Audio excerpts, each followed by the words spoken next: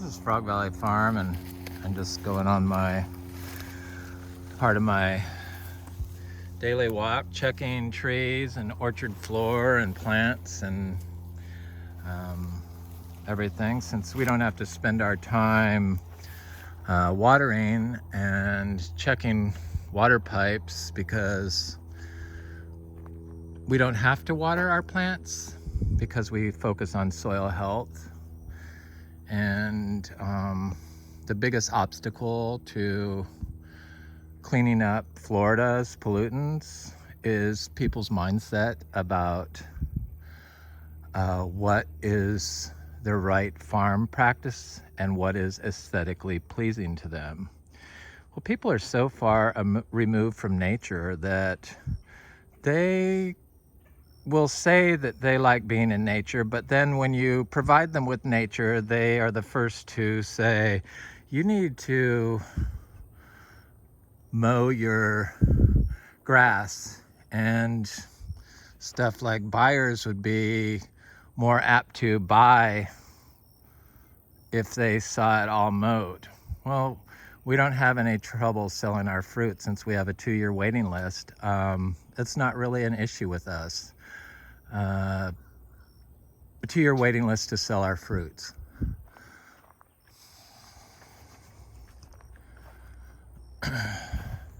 Hopefully that'll change as production increases, as the trees get bigger.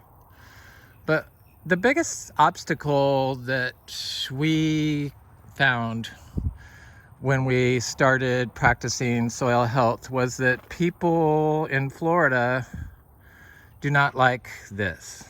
They think this is unmanaged. It's not unmanaged. It's managed by nature, not you. You don't know how to grow as good as nature. That's just a fact. So in nature, what tree do you see that is growing completely devoid of any plant life around it, that has just dirt or has delivered a foot deep pile of wood chips? There's not any. So we try to replicate nature, and the easiest way to do that is by observation. And you can see that trees in nature don't grow by themselves. So the biggest problem with Florida sand, because it's all white sand here, or was, is that there's no organic matter in it. And the single best way to put organic matter into the soil is via a living root. So plant and diversity of plants. Because what you see above ground is the organic matter below ground that creates mineralized soil aggregates if it's managed with a hands-off approach. So stay off of it, just observe it. Sure, if something's being smothered, get it. If you have a bunch of Namdok Mai fruit that needs harvested off a large tree, yes, go around and pick the fruit off.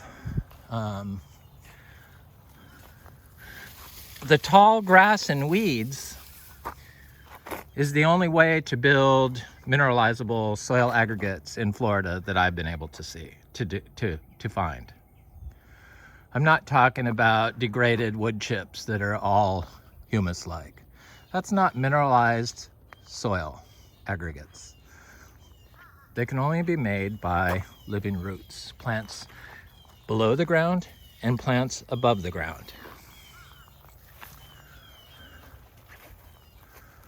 That's just how it is.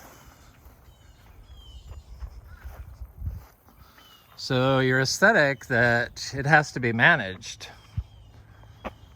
is an aesthetic that doesn't build soil, managed in a mowed lawn format. This is a farm. We don't do this for other people's viewing pleasure. We do it to make fruit. We're a fruit farm. So we want our trees to produce fruit. That's our number one goal. All these trees produce fruit this year. This is buttercream. Here's a second crop, second blooms on on mango trees. People don't talk about it a lot, but I know that we've had 3 different blooming periods on one tree. So I know it's possible. It's the biology that makes that possible. This is our second crop of coconut cream mangoes. They're looking good. They'll be ready in like September. Of course, we're still going through this small fruit stage where we might have some drops. That's prime target area for creatures to grab fruit.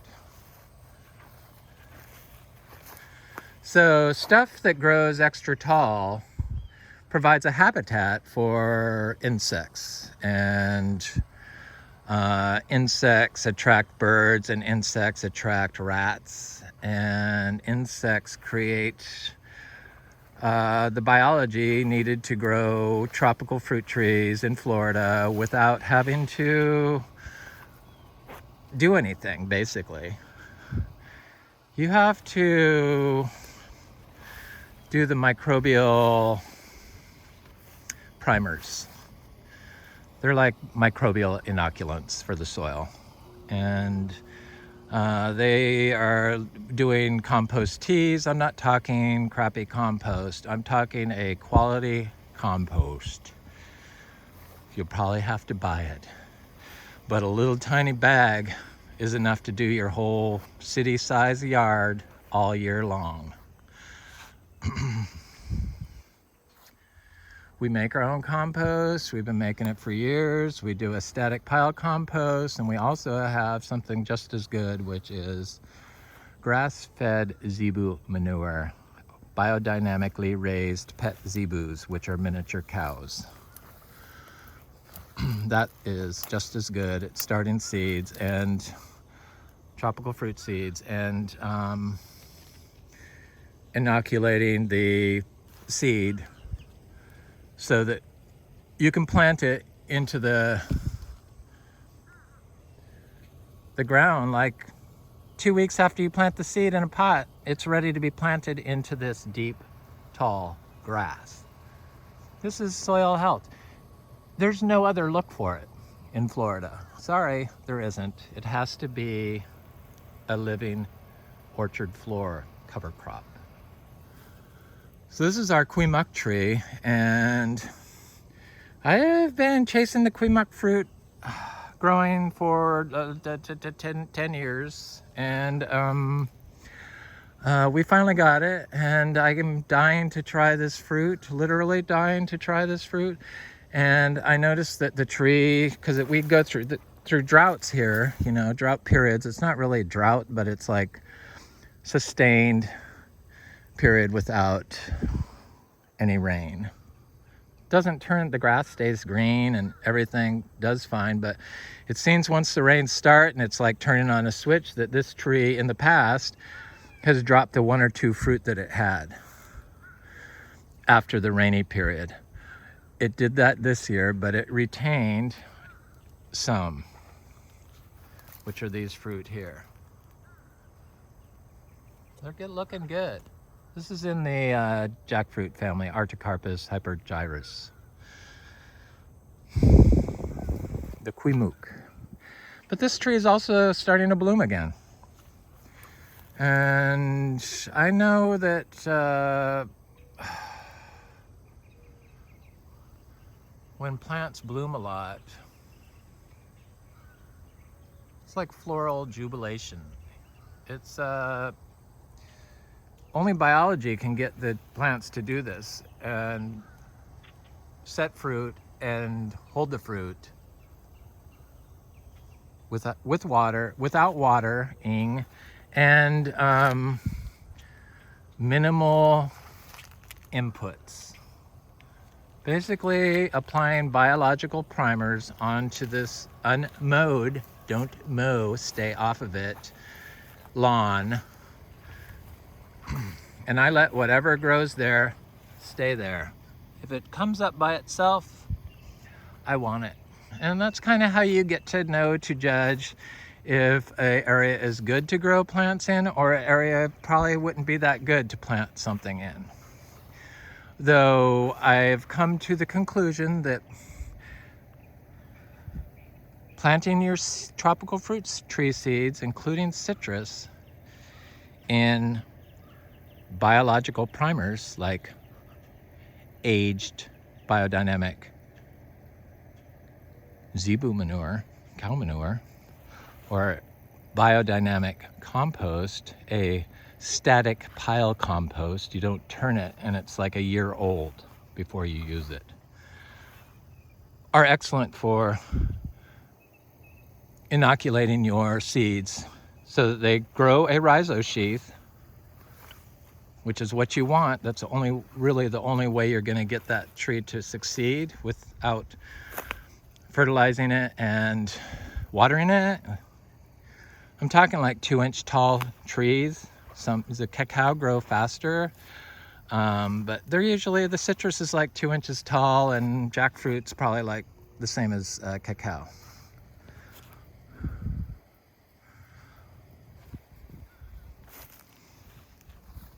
But that's how you get them to be able to survive. Because I don't worry about planting during rainy season. I don't have to.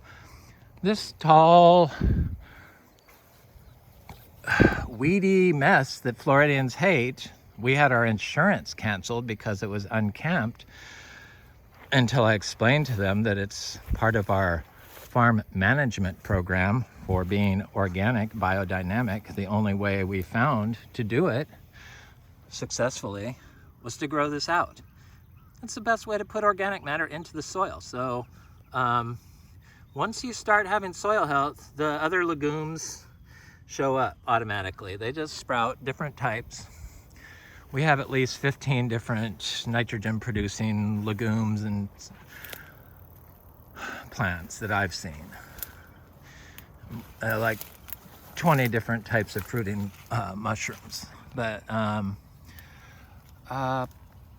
stuff like jackfruit is possible without water here in Florida. And the stuffed fruits, giving compost, quality biodynamic compost onto this natural orchard floor that everyone hates and thinks harbors rats and snakes, which you want. The more life, the better. This is the complete opposite to degenerative farming. So every animal and insect is wanted, and fungus and disease. It's biology, diversity. Diversity breeds diversity. So that's kind of how it is. I'm kind of surprised that people still question this farming method of soil health. Biodynamic natural farming. This is a seed-grown asparagus. Very easy here. We got quite a bit of it. What it doesn't like having this top part ever cut back. So if you cut it back, it will make it smaller. It will make the clump get smaller.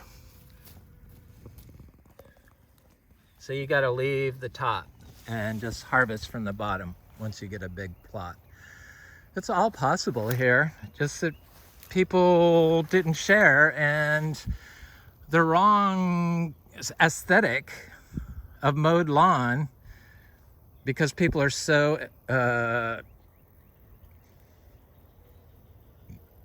far removed from nature that they think the lawn is better than this to grow food. Tropical fruit trees, this is how they do it. This is how they do it in nature. We just add biodynamic preps, and cow manure, zebu manure will make stuff hold fruit. Too much fruit. I don't talk about our sapodilla, but we have a lot of them, and they're weeds, And grafted trees produce too much fruit, non-stop, continuous production of fruit. So I try to pull them off and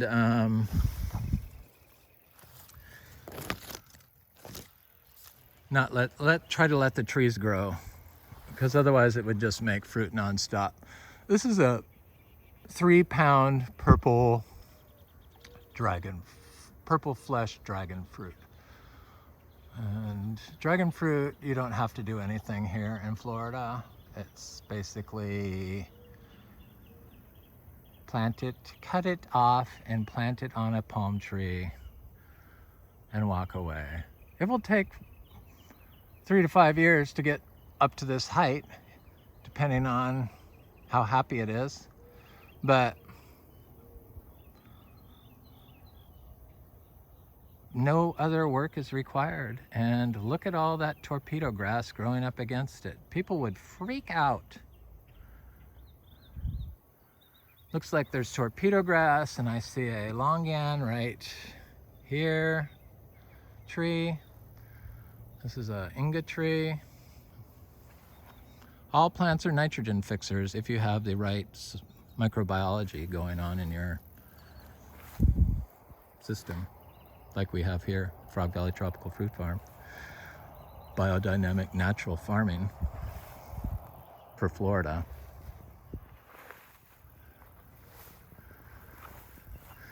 So if you're thinking a lawn, this should be a lawn, you probably need to spend several hours a week going to a park and walking in nature and observing how the trees there grow and the plants. Mowing the lawn compacts the soil and limits organic matter in the soil. Changes the pH. This whole system buffers the pH. Just want to come over this MB tree. There's so much interest in MB, it's just shocking. I've been doing MB cuttings. I hate to do cuttings of this because each branch produces lots of fruit, so I try to let all the branches grow, but I've taken some cuttings of this and it appears promising that the cuttings in pure aged, talking aged zebu manure, cow manure, aged a year, and then soaked in Biodynamic Prep 500 with the horn, the manure in the horn in a rain barrel overnight, and then put into a pot, because it's kind of crumbles at this point by itself, and put into a pot to plant seeds in, and plant seeds in there, or cuttings. Seeds grow in this perfectly, but cuttings, I do the greenwood. So people are like, when their trees don't produce fruit or don't flower, all of our trees that are of age, like at least 3 years old, they all flower, seed grown, and we have a lot of them. And they don't all fruit. This is the only one that gets fruit, but there's a lot of, people don't seem to understand what creates a hermaphrodite completely. And so it's probably possible to apply microbial primers, compost tea, earthworm casting, biodynamic compost tea, biodynamic compost, raw biodynamic cow manure. These are all biological primers for the soil to trigger the hormones.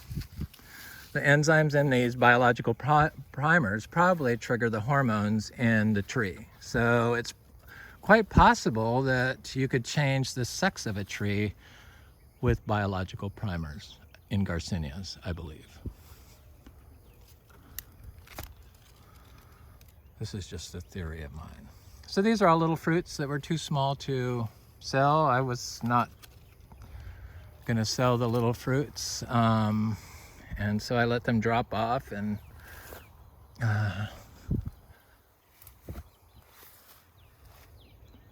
feed the biology in the soil. Anyway, this is Frog Valley Tropical Fruit Farm. This is biodynamic natural farming. Don't mow your lawn. The insects will